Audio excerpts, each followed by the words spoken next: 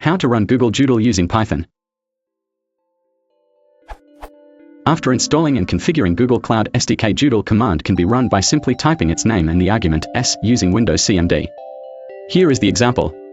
C:\program files x86 \google \cloud SDK \google cloud SDK \bin /cloud version. But the same command fails if run using Python subprocess. With subprocess's shell argument set to true, the importer occurs.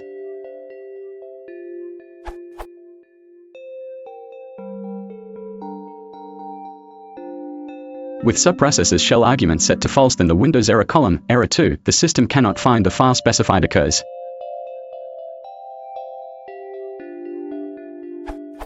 Is there a way to run Gsutil on Windows using Python?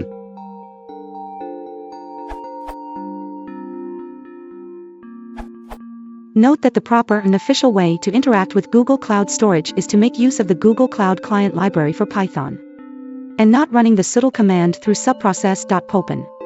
If you are not setting up merely some tests, I would suggest you to follow from the beginning this way if there is not any technological constraint that makes this way impracticable.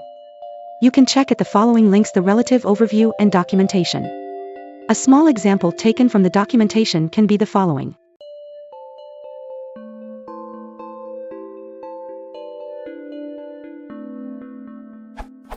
You can find a further example here using Google Cloud Python with the data store and cloud storage to manage expenses.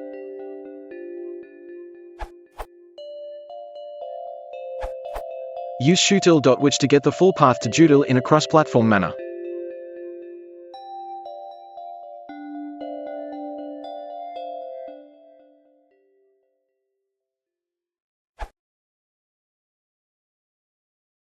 If you want to support the channel, please consider liking and subscribing.